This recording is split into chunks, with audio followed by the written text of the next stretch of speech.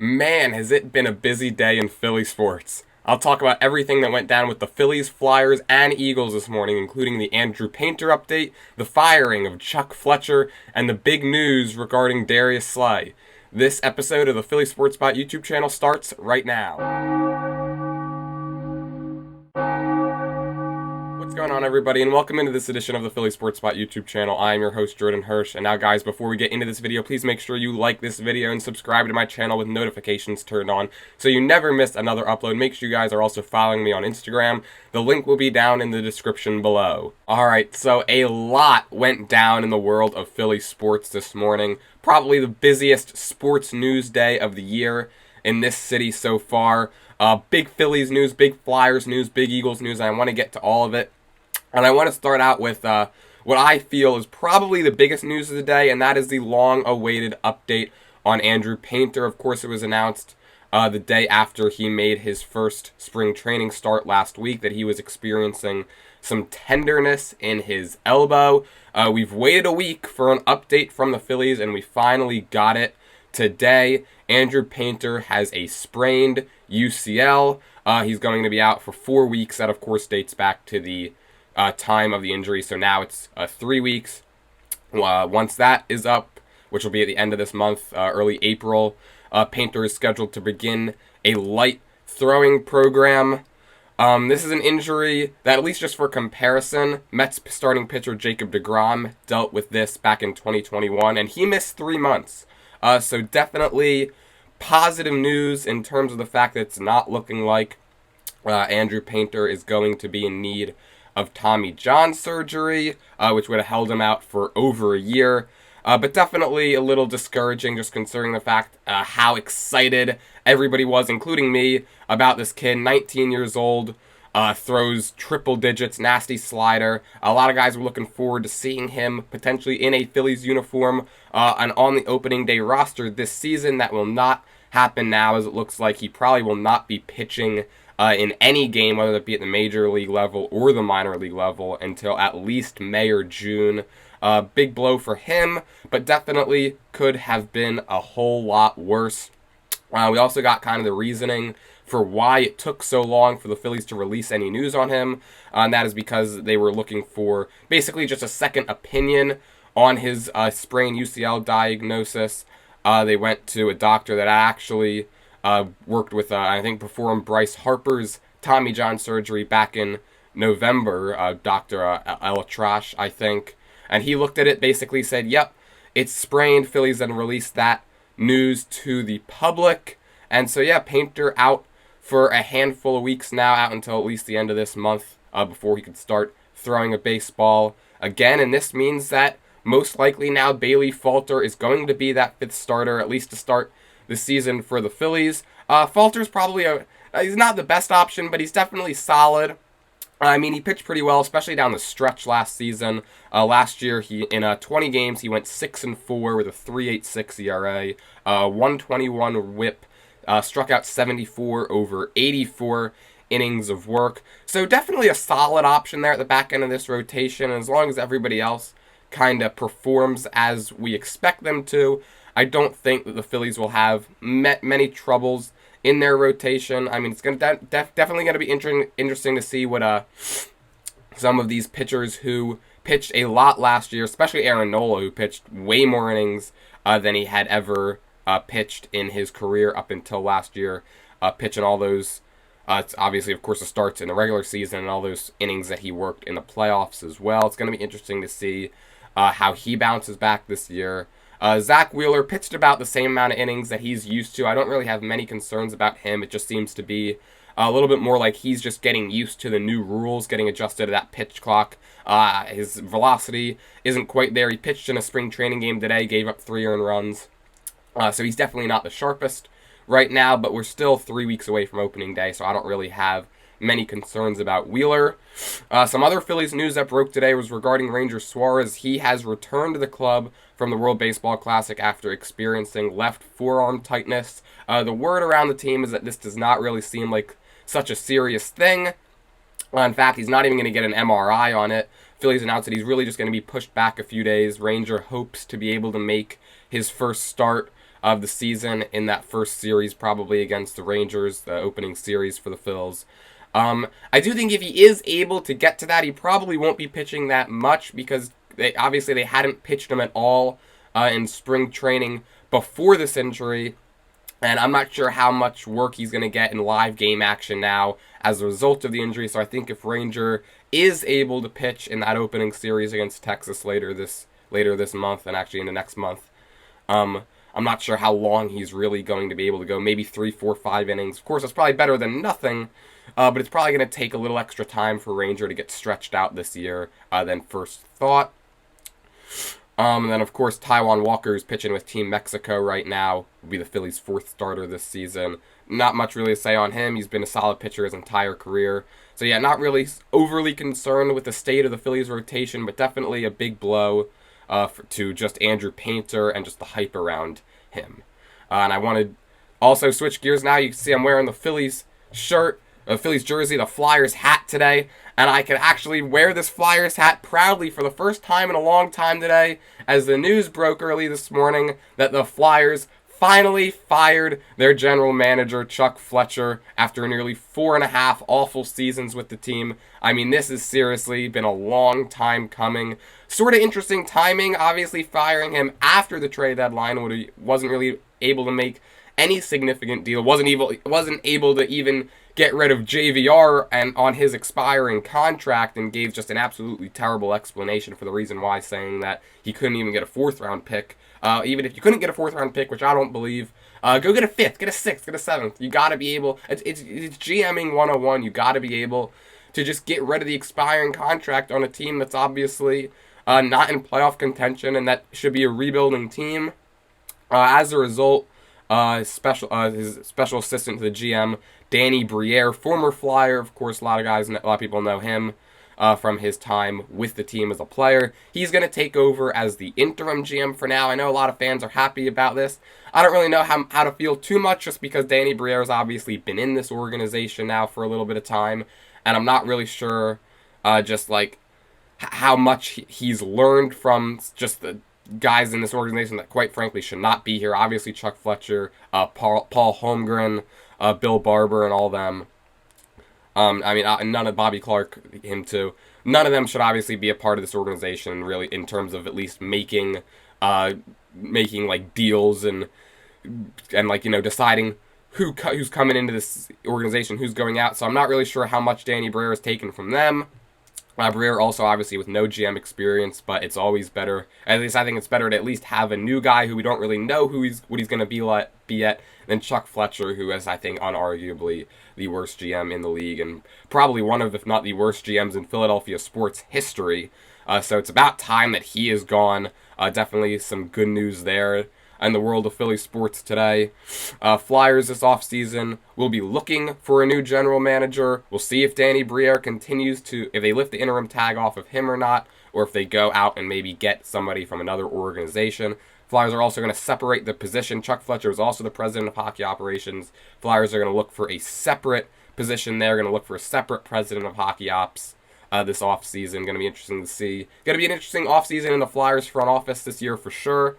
And at least the Flyers took the first step in hopefully the right direction of a rebuild with firing Chuck Fletcher. Just an absolutely long time coming there. And well-deserved firing for him, I will say. And also, obviously, big news here with the Eagles coming down all morning. Of course, the first news of the day for the Birds is that they are allowing cornerback Darius Slay to giving him permission to seek a trade.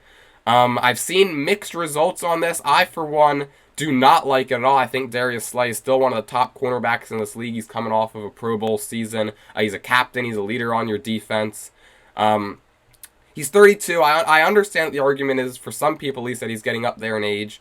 I mean, obviously, he's probably not necessarily going to be as good as he was in 2019, 2020, that type of area when he's really like in the middle of his prime. But the way I see it is I see all this coming after the reports that the Eagles were looking to give him an extension, and I would have rather taken that route, because the way I see it, if you give him an extension, maybe 2-3 years, obviously he's got the 1 year remaining on his deal right now, but I think that he gives you the best chance to go out and win a Super Bowl this upcoming season, and that's what the Eagles' goal is this upcoming season, is to go win a Super Bowl. And if he can be part of a defense that leads you to a Super Bowl over the next maybe 1 or 2 years, then it really shouldn't matter whether or not his play kind of declines towards the end of that contract, because you're making the contract, you would extend him to go out and be in contention right now and go be a winning team right now, which of course is the goal and the expectation for this team. Just went to the Super Bowl this past year,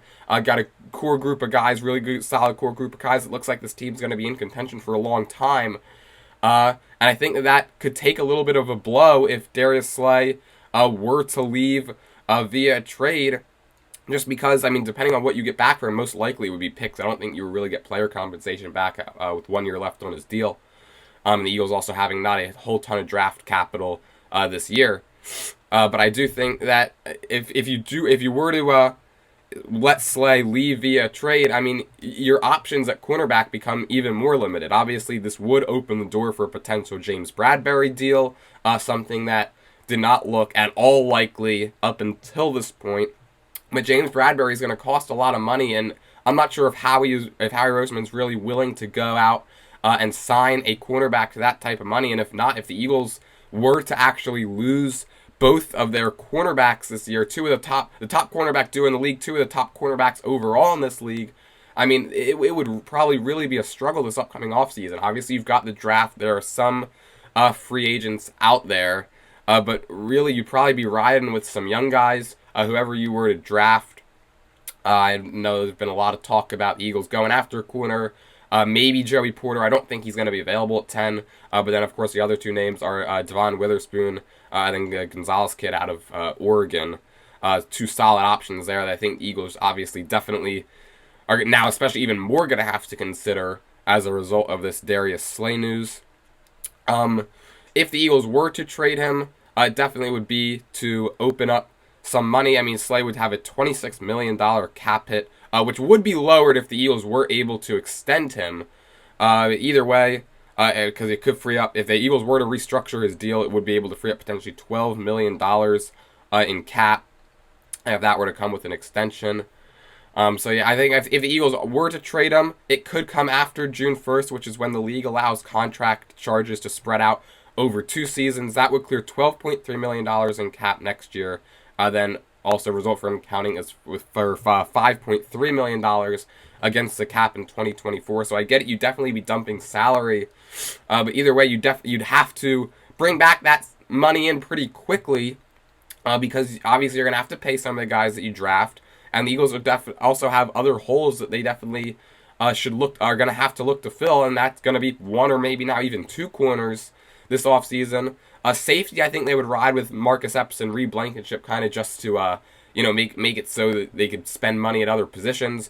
You're going to lose Javon Hargrave, so you're going to need another defensive tackle. You're going to lose one of TJ Edwards or Kazir White, so you're going to need another linebacker. There's definitely going to be holes on this defense that the Howie Roseman and the Eagles are going to have to fill, and definitely all the money in the world, or all the money that they can get, can certainly help them. Either way, I do think that I would keep Darius Slay. He's a captain. He's a leader on your team. You're going after your win now mode. Obviously, you're going after a Super Bowl these next couple of years, and hopefully even further along than that. But I think that having Darius Slay as your CB1 really increases your chances to do that. It definitely increases your chances over potentially having 2 rookies or 2 young guys, more inexperienced guys there. So yeah, I think Darius Slay really gives you the best chance to win now. I would extend them just with the hopes of obviously going out and getting that championship over the next 1 or 2 years. And if that happens, then I don't really care what the back end of that contract looks like, because you have the Super Bowl. I mean, I think it's kind of comparable with kind of what the Phillies are doing with Trey Turner, Bryce Harper, and those guys. Obviously, Bryce Harper and Trey Turner aren't going to be nearly as good as they are right now when those contracts are winding down in their upper 30s, lower 40s seasons. But you're making those deals with these guys for the present and for just trying to go out and go out and win a World Series in the next few years. And if you're able to do that, then you're okay with kind of just eating the back end of those contracts. And I think that's something that I would like to see the Eagles do with Darius Slay. It is reported that They are still, the Eagles and Darius Slay are still hoping they could work out a deal. The Eagles want Darius Slay back with the team, but this whole kind of just permission to seek a trade was kind of opened up by, most likely at least, the two sides not being able to come to an agreement on a longer term extension. They're probably pretty far apart on money-wise if the Eagles are allowing him to seek a trade already here before the new league year even begins. So hopefully they're able to get something worked out. I know there are a lot of people out there that are okay with Darius Slay leaving. I understand the argument, the fact that he's getting up there in age a little bit, but I just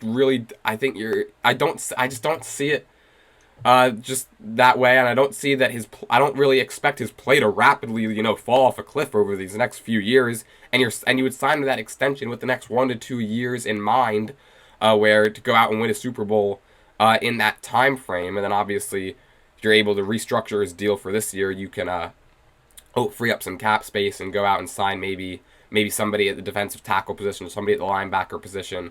Maybe use it for a little C.J. Gardner-Johnson thing. I don't think he comes back, but if you're able to open up some money with Darius Slay, who knows? Maybe the Eagles kind of look to bolster their secondary even more with that route.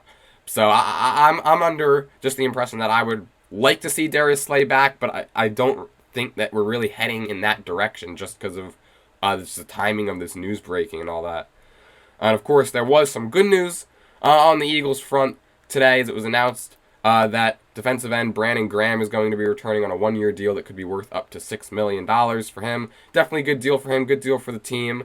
I know BG has basically said he didn't really care about the money, he just wants to be here in Philly. I think that's a very good way to look at it for him. He is getting up there in age, but he's still coming off of probably his best season of his career, racked up 11 sacks last year, and he's definitely a good mentor guy to have on this team, as we're going to have some young guys coming in on this defensive line. You're going to have, obviously, Jordan Davis. Then if you draft somebody, you're going to have that guy too. And I think just being able to now have BG on this team for next season, I think he's obviously going to be a pretty good asset for this team. Probably more of a role guy on the defensive line, because they kind of you already got some dogs on there with Hassan Reddick, Josh Sweat, and whoever you draft. Assuming the Eagles go defensive lineman at some point in the draft, I expect them to. It's a hole they're going to have to fill. Jordan Davis as well, obviously.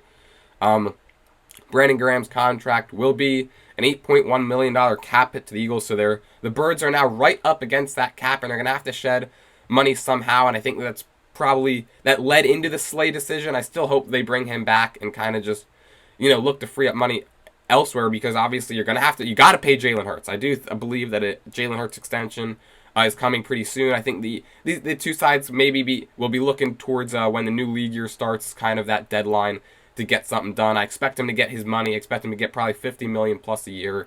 Of course, you're going to have to pay Devontae Smith at some point as well and fill in holes on this offense.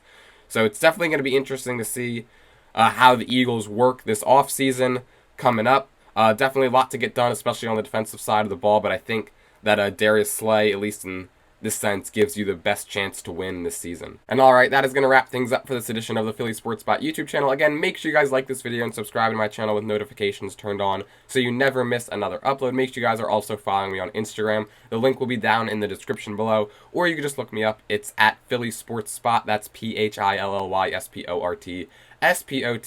So just one S between sport and spot. And until next time, guys, let's go Sixers tonight. Might as well get a little Sixers mention in there. I've talked about all the other teams. Let's go Sixers tonight. Matisse Thybulle back in town. Let's get this win.